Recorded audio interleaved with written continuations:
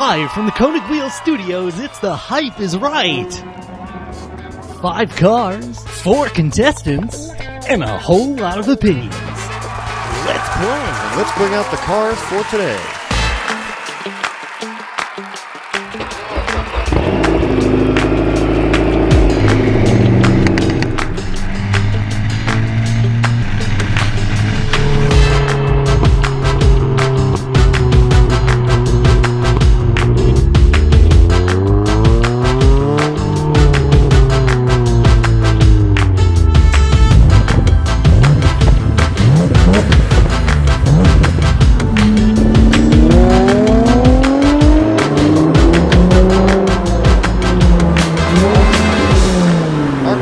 For today. What's up, y'all? This is Luis from KONIG Wheels, and we're doing another episode of The Hype is Right, and I'm excited because this is my first one. Hi, I'm Andy Smedegard, and this is Hype is Right. What's up, guys? I'm Booster John. Welcome back to episode 17 of The Hype is Right. Normally I'm in the garage blowing up Hondas, but today we're out here hiking in Michigan. What's up? It's Tom O'Gorman. We're between sessions here at Gridlife, and I thought I'd take a minute to give some opinions on the internet. So what could go wrong? It's The Hype is Right.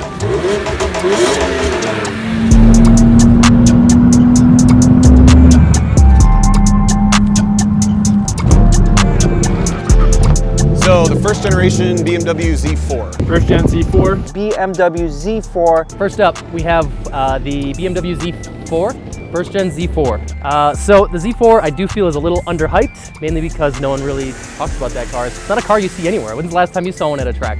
I think it's too heavy. It's trying to be an S2000. It's not ever going to be as good as an S2000. I'm biased towards Hondas. Obviously, it's what I do. So right off the bat, I'm gonna go with underhyped, but the first thing that comes to mind is a story. My buddy had one of these as an autocross car, and to me it was like the fanciest car that was at the autocrosses, because I was autocrossing my Civic. And he finally let me drive it once, and as soon as I launched off the line, I'm just thinking, don't break this car, don't break this car, don't break this car. I immediately pull second gear, the shift knob comes off, and I throw it back, and then I have to finish the whole run, and I have to tell him like, oh, I broke your car, this super nice car. So as soon as I hear BMW Z4, I think of that. It didn't really start to do a big impact in the motorsport scene. It came in a coupe and roadster option, and then with the N54 engine that it had in it, it went up to 300 horsepower. Probably the special out of all of them is the M Coupe with the S54. It's basically an E46 M3 and a little smaller chassis. That one's definitely underhyped. I'm not personally too big of a fan of the styling, but I don't necessarily think that it's overhyped. I don't think anyone's really going crazy over the Z4, so I give the Z4 just the right amount of hype. I'm gonna go with underhyped, mainly because that first generation BMW Z4 M Coupe, I think is a very underrated performance car. I think they have great aero from my understanding. It's a rear-wheel drive, so I actually started drifting. Michael Essa did a really dope car with the Z4 and did some damage on the track with that. So yeah, for me, this car is just right. You're talking about, you know, like the base model convertible with the small engine and all that. I don't know that that car has any hype, but the BMW Z4 M Coupe of that generation, I know they've have a little bit of racing pedigree, good aero, strong engine. You know, the Z4 I think is based off the E46, so it's got some decent bones under it. And I know that they don't really have any hype, so I think they're definitely underhyped from a performance car perspective, and they're a lot of fun to drive.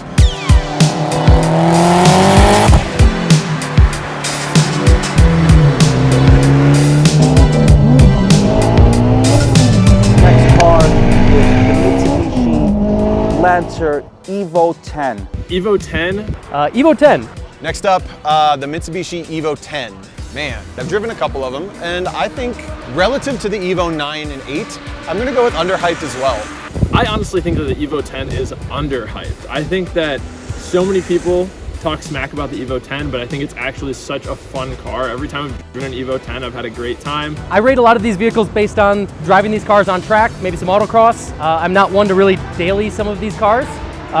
So all of this stuff is based from a actual driving on-track perspective and the value you get. Oh, look at Smedegard up the middle, 3 wide, and he's coming for the lead. Evo 10 I think is a car that is overhyped. Sure, it has a turbo, 4-cylinder, all-wheel drive, but it's a car that's heavy, not really a very track-built car. For me, this car is overhyped. Not to say that this car isn't amazing on its own right. I mean, this car is super fast, all-wheel drive, It has that 4B11 engine in it. The couple that I've driven on track, they do great things. They do this really cool thing when you pick up the power, they build the boost and torque vector, and it just digs off the corner super hard.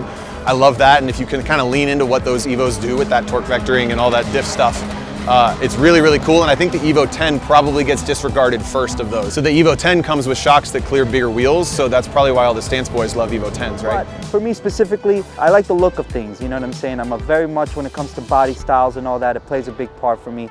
And this car was just not it for me. It's right between like underhyped and just right for me. The price is a little high, but I think they get too much hate for sure. Let's not play around. The EVO 10 broke barriers when it comes to World Rally, to motorsports itself. This car is a challenger when it comes to road racing and all that jazz, you know, so for sure. It's a beautiful car, but overrated for me, over expensive, overhyped.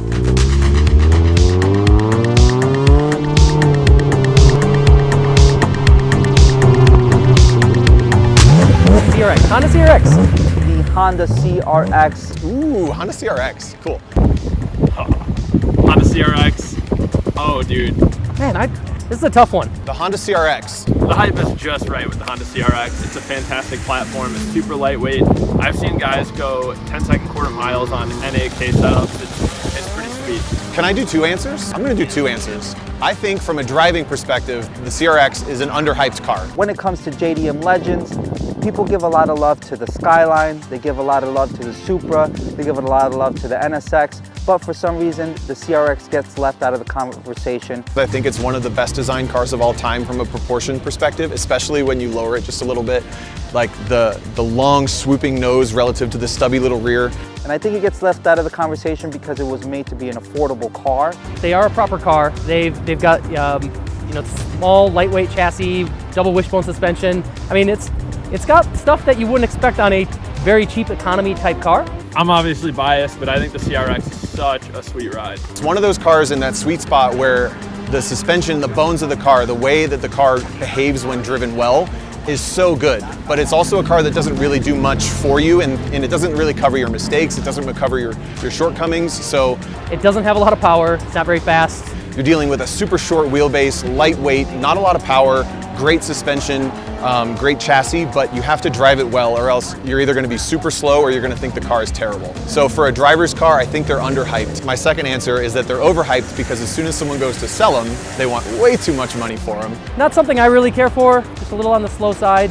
I know you can do all the K-swap stuff to it and all that stuff. They're just too expensive. It was one of those cars that when I was a kid, when it came to street racing, you know, this car was all over the place. You know, I had a lot of friends, a lot of cousins that always was working on this car, and it's just a nostalgia piece for me, man. So the CRX to me is very underhyped. It's underappreciated, underhyped all across the board for me when it comes to the Honda CRX.